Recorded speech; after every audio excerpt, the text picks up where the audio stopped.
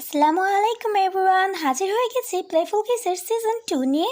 এই ড্রামাটার সিজন 1 আপনাদের কাছে অনেক ভালো লেগেছে। কমেন্ট বক্সে এই ড্রামাটার সিজন 2 দেখতে অনেকেই রিকোয়েস্ট জানিয়েছে, তাই আপনাদের রিকোয়েস্টে আমি এই ড্রামাটির সিজন 2 এক্সপ্লেন করছি। আশা করি সিজন 1 এর মতো সিজন 2 আপনাদের কাছে ভালো লাগবে। বাট যদি আপনারা সিজন 1 দেখে না থাকেন তাহলে সিজন 1 দেখে নেবেন, তা না হলে আপনারা এই পার্টের কিছুই বুঝতে পারবেন না। এক্সপ্লেনেশন স্টার্ট করার আগে বলতে চাই, যদি আমার চ্যানেলটি সাবস্ক্রাইব করে না থাকেন তাহলে প্লিজ সাবস্ক্রাইব করে নেবেন। সো আর দেরি না করে এক্সপ্লেনেশন স্টার্ট করছি।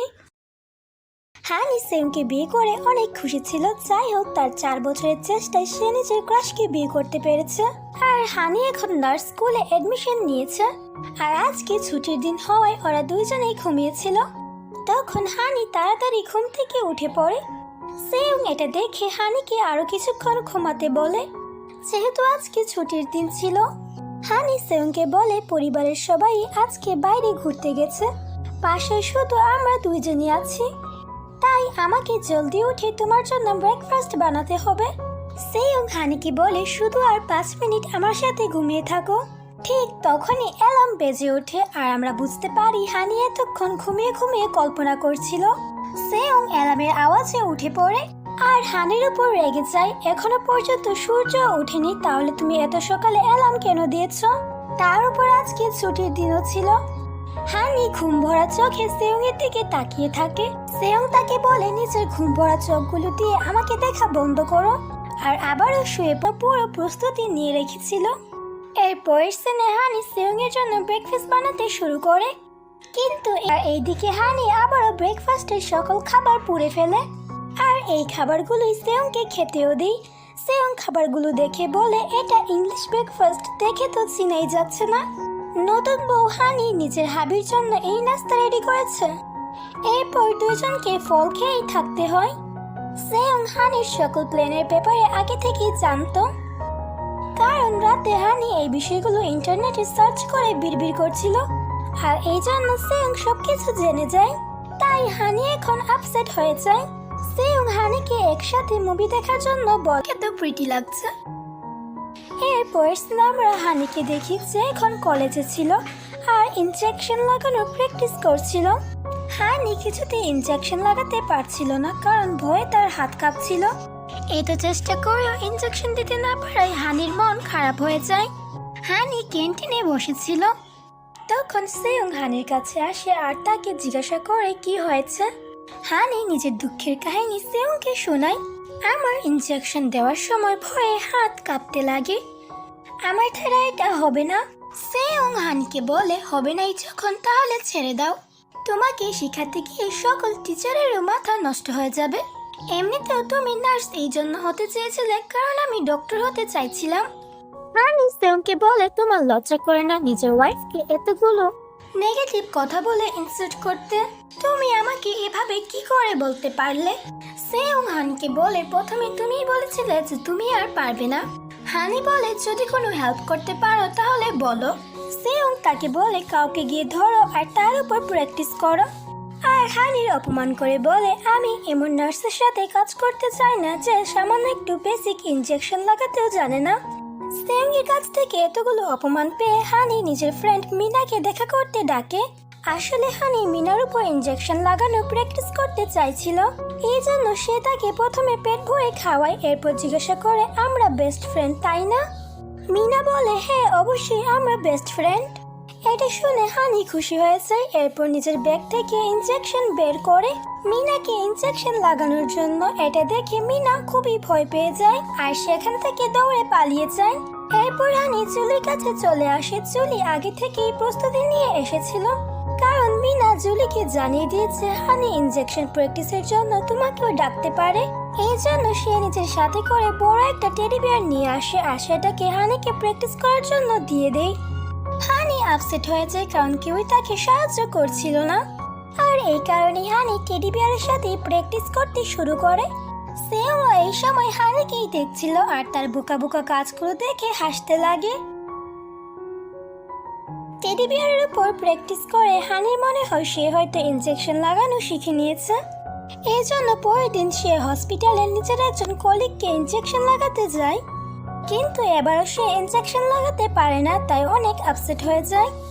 হানিকে মন খারাপ করে বসে থাকতে দেখে সেয়ং তার কাছে আসে আর তার হাতটি হানির কাছে এগিয়ে দিয়ে যেন হানি তার হাতের উপর প্র্যাকটিস করতে পারে। এরপর আমরা হানিকে প্র্যাকটিস করতে দেখি, যেখানে কয়েকবার ট্রাই করে হানি ইনজেকশন লাগানো শিখে যায়। কিন্তু ভালো করে শেখার জন্য হানি সেয়ং এর কাছে আবারও চলে আসে, কিন্তু সেয়ং তো সেখান থেকে উঠে পালাতে শুরু করে। পরের দিন সকালে সেয়ং হানিকে কলেজে যেতে বলে। হানি বলে, আজকে আমার শরীরটা ভালো লাগছে না, তাই আমি যাব না। এই কথা শুনে সেয়ং হানিকে বলে তার মায়ের কাছ থেকে ওষুধ নিয়ে নিতে। এরপরই আমরা হানিকে সেয়ং এর মায়ের সাথে দেখি। হানি মাদারকে বলে, আজ আমার টক খেতে ইচ্ছা করছে। মাদারের মনে হয় হানি হয়তো প্রেগনেন্ট আর খুশিতে পাগল হয়ে যায়। হানিও কিছুই বলে না, কারণ সেও মাদারের কথাই বিশ্বাস করে নেই। আর এইদিকে মাদার সবাইকে জানিয়ে দিই, এমনকি সেয়ং আর হানির কলেজেও এই কথাটা জানায়। এসব দেখে হানিও খুশি হয়ে যায় আর ভাবতে লাগে সেয়ং যখন জানবে তখন কি বলবে। এরপর সেয়ং যখন বাসায় আসে সবাই তাকে ধুমধাম করে ওয়েলকাম জানায় আর অনেক খুশি ছিল। সেয়ং জিজ্ঞাসা করে কি হয়েছে। মাদার সেয়ংকে বলে হানি প্রেগনেন্ট। সেয়ং হানিকে জিজ্ঞাসা করে তুমি কি কোনো টেস্ট করিয়েছো। হানি বলে মা যখন বলেছে তাহলে তো হবেই। সেয়ং হানিকে বলে যখন তুমি টেস্ট করাওনি তাহলে এতটা শিওর কিভাবে হচ্ছ। এরপর আমরা তাদের দুজনকে ডক্টরের কাছে দেখতে পাই। ডক্টর হানিকে বলে যে সে প্রেগনেন্ট না, এটা শুধুমাত্র বেসিক কিছু প্রবলেম ছিল। সেয়ং ডাক্তারের কথা শুনে হাসতে লাগে। এই কথাটা বাড়িতেও সবাই জেনে যায় আর সবারই মন খারাপ হয়ে যায়। সেয়ং হানির কাছে যায় আর ওকে জিজ্ঞাসা করে তুমি কি এখনো আপসেট। হানি বলে আমি বেবির জন্য অনেক এক্সাইটেড ছিলাম, কারণ আমি ভেবেছিলাম আমার কাছে তোমার বেবি হবে যে একদমই তোমারই মতন হবে। হানির এই কথা শুনে সেয়ং বলে যদি আমাদের বেবি তোমার মতো হয় তাহলেও চলবে।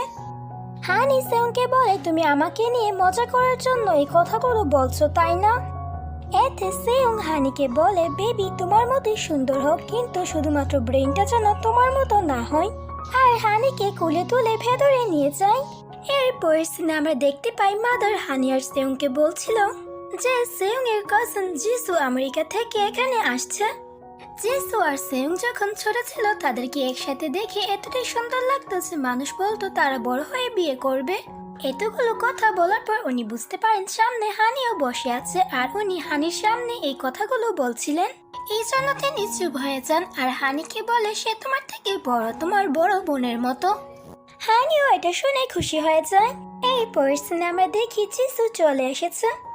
আসতে এসে সোজা সেয়ংকে জড়িয়ে ধরে। এটা দেখে হানির রাগ হয়।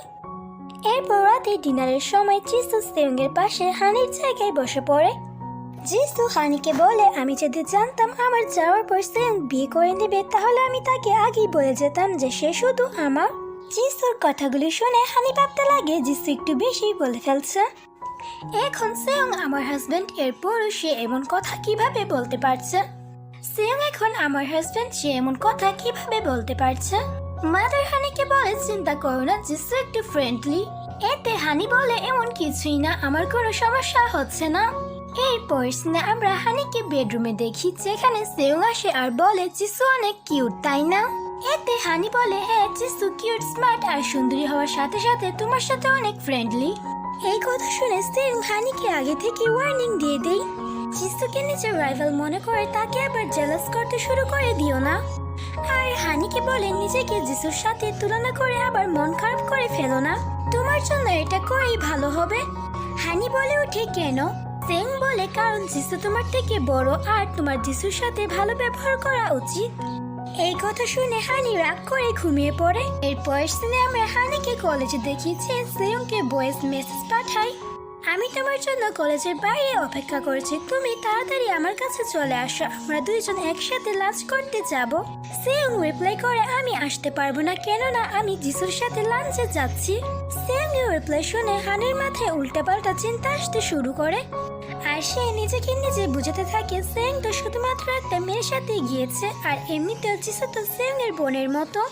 এরপর সিনে জিসু হানির কাছে আসে আর বলে তুমি জানো সেয়ং অনেক ভালো কিস করে। এই কথা শুনে হানি তো চমকে ওঠে যে জিসু এসব কি বলছে। জিসু বলে আমার ফার্স্ট কিস আমাকে সেউংই করেছিল আর আমি শিওর আমি সেউংয়ের ফার্স্ট কিস ছিলাম। ব্যাস আর কি, জিসু তো হানির মাথায় আগুন লাগিয়ে চলে যায়। যেটার প্রতিশোধ হানি রাতে সেউংয়ের উপর নিয়ে নেই, কারণ সারা রাত সে সেউংকে ঘুমাতেই দেয় না। হানি জানতে চাইছিল সেউংয়ের ফার্স্ট কিস কে ছিল, কিন্তু সেউং তাকে এই ব্যাপারে কিছুই বলে না। পরের দিন সকালে জিসু সেউংয়ের জন্য ব্রেকফাস্ট বানাচ্ছিল, কিন্তু হানি এসে তাকে মানা করে। এটা বলেছে সেউংয়ের জন্য ব্রেকফাস্ট আমি বানাবো, তার জন্য এসব করা আমার দায়িত্ব, কারণ আমি তার ওয়াইফ আর তুমি মেহমান, তাই গিয়ে বিশ্রাম করো। কেউই হার মানছিল না আর তাদের লড়াইয়ে খাবার খেয়ে পড়ে সেউংয়ের ছোট ভাইয়ের মাথায়। এরপর সিনে হানি দেখে জিসু তার বেডরুমে শুয়ে আছে। এটা দেখে হানির রাগ হয়। হানি তাকে বলে তুমি এখানে কি করছো, এটা আমার বেডরুম। হানি জিসুকে বলে আমি জানি তোমরা দুজন অনেক ক্লোজ, কিন্তু তারপরও তোমাকে লিমিটের মধ্যে থাকা উচিত। আর জিসুকে এখনই রুম থেকে বেরিয়ে যেতে বলে। ঠিক তখনই সেখানে সেউং চলে আসে আর প্রশ্ন করে কি হয়েছে। জিসু হানিকে বলে আমি তোমার রুমে এই জন্য এসেছিলাম কারণ আমি দেখতে চেয়েছিলাম নতুন বিয়ে করা কাপলদের রুম দেখতে কেমন হয়। হানির কাছে ক্ষমা চায় আর সেখান থেকে চলে যায়। সেউং হানিকে বকতে শুরু করে, তোমার মনে এখন এটা কোন ভুল ধারণা সৃষ্টি হয়েছে, তুমি এখন জিসুকেও জেলাস করছো, তুমি সত্যি অনেক বোকা।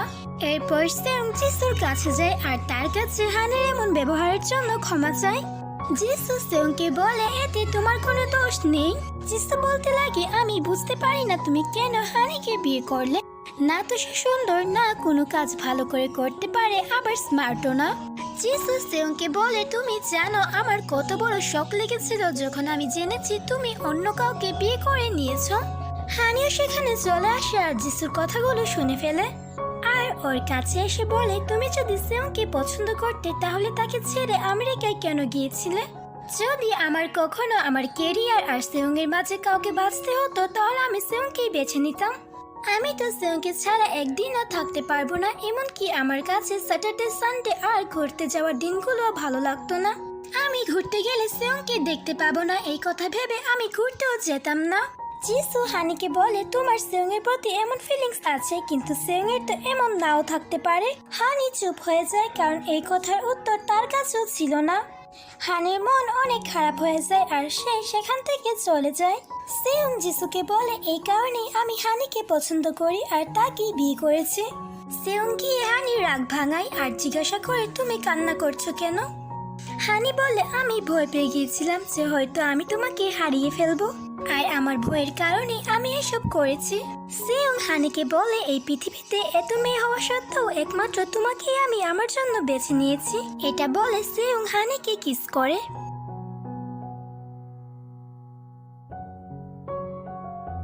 এরপর সিনে আমরা দেখি হানি আর সেউং এর ফ্রেম হসপিটালে চাকরি হয়ে গিয়েছে।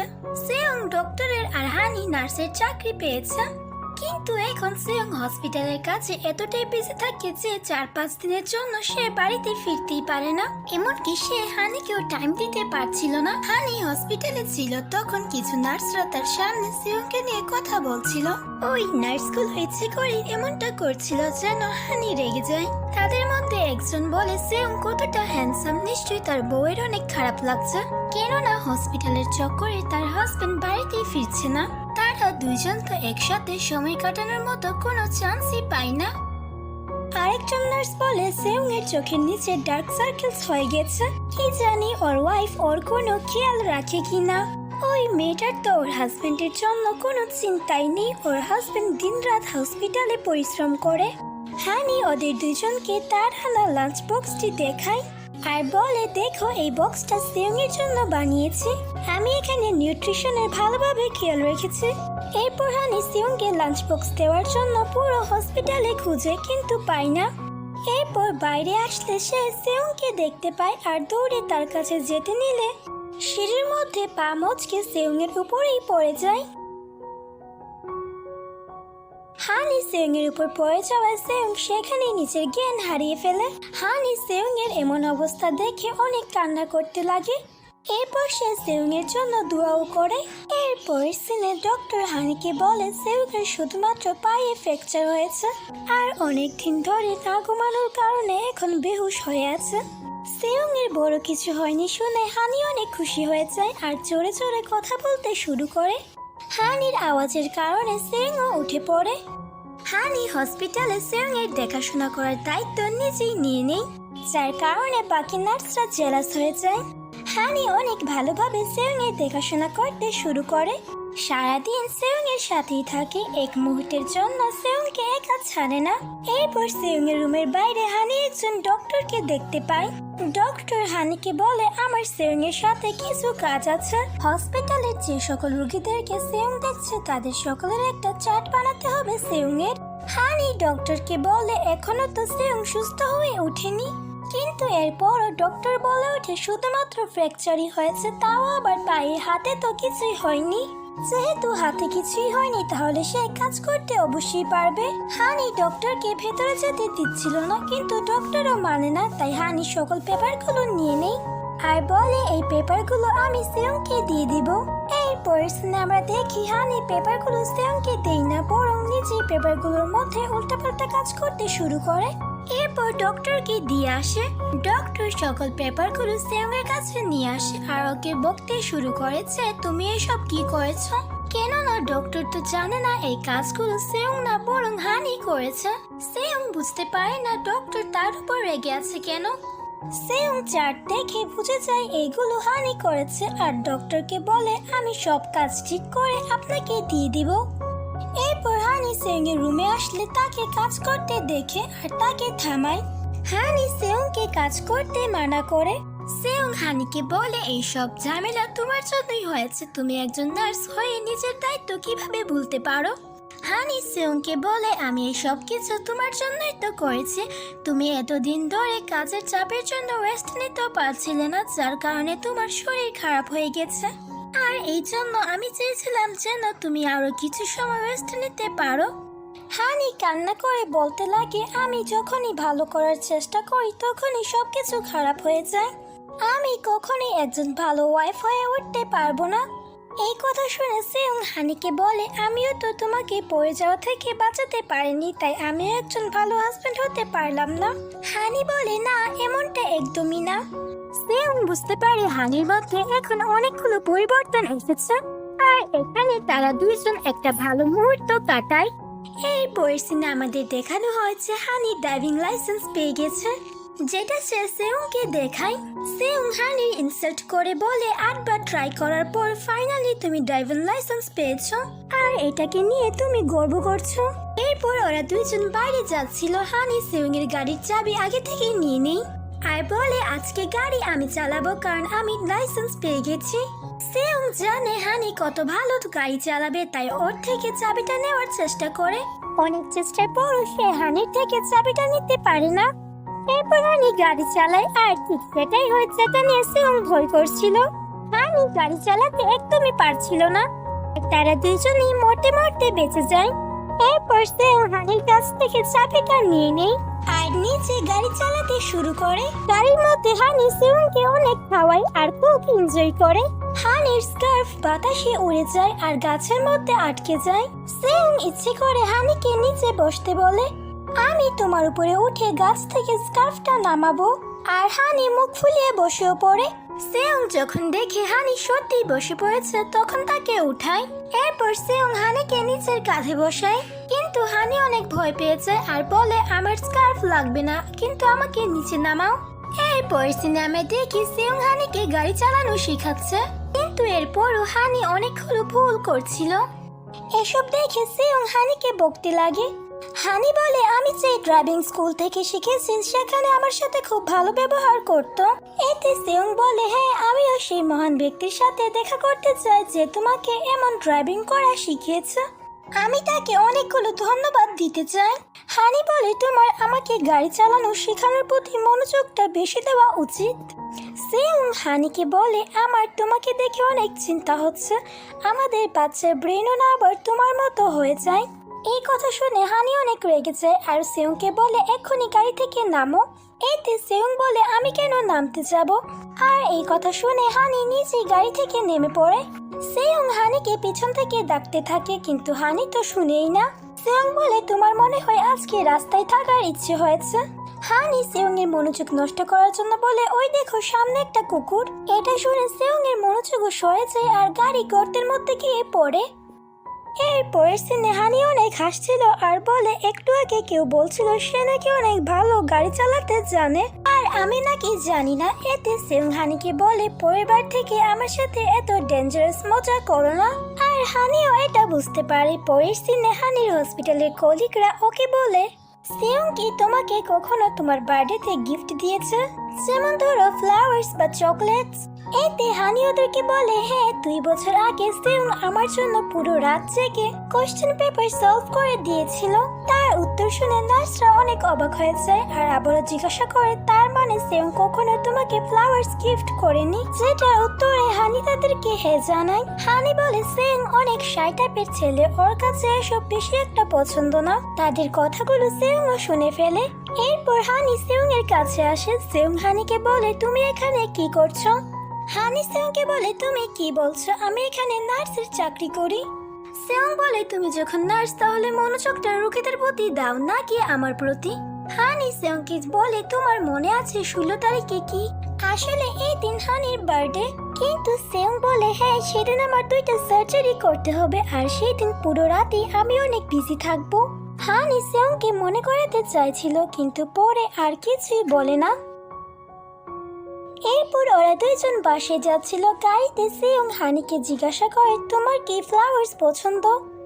এতে হানি বলে সব মেয়েরাই স্বপ্ন দেখে যাকে তারা ভালোবাসবে সে তাকে অনেকগুলো ফুল গিফট করবে, আর হ্যাঁ ফুলের মতো এত সুন্দর জিনিস আমার কাছেও ভালো লাগে। এরপর সিনে আমরা দেখি বাসায় হানি মাদারের সাথে বসেছিল। মাদার হানিকে বলে 16 তারিখ তোমার বার্থডেতে একটা বড় পার্টি রাখবো। তখন সেয়ং সেখানে আসে আর বলে কারোর বার্থডে আসছে নাকি? মাদার সেয়ংকে বলে তোমার আইকিউ লেভেল আমাদের দুজনের থেকে অনেক বেশি, তাহলে তুমি তোমার এত সুন্দরী ওয়াইফের বার্থডের কথা কিভাবে ভুলতে পারো? 16 তারিখ হানির বার্থডে। এতে সেয়ং বলে হ্যাঁ আমি এই জন্য মনে রাখি না কারণ আমার এসব বিষয়ের প্রতি কোনো ইন্টারেস্ট নেই। এই কথা শুনে হানির মনটা তো একদমই ভেঙে যায়। মাদার সেয়ংকে বকতে লাগে আর বলে তুমি আসলে অনেক রুড, তোমার নিজের ওয়াইফের বার্থডের প্রতি কোনো ইন্টারেস্ট নেই। যাই হোক আমরা 16 তারিখ হানির জন্য বার্থডে পার্টি রাখবো। কিন্তু সেয়ং মাদারকে বলে ওই দিন আমি অনেক বিজি থাকবো আর বার্থডে তো প্রতি বছরই আসে, এই বছর এসেছে সামনের বছরও আসবে। আমি যদি এই বছর হানির জন্য কিছু করতে না পারি তাহলে সামনের বছরে করে দিব। আর আমাকে এসব কাজের জন্য একদমই বিরক্ত করবে না, তোমরা তোমাদের মতো এনজয় করো। এরপর সেয়ং চলে যায়। মাদারের কাছে সেয়ং এর কথাগুলো অনেক খারাপ লাগে, তাই তিনি রেগে হানিকে বলে এখন থেকে তুমি সেয়ংকে একদমই কল করবে না। হানি মাদারকে বলে ছাড়ুন এসব কথা বাদ দিন।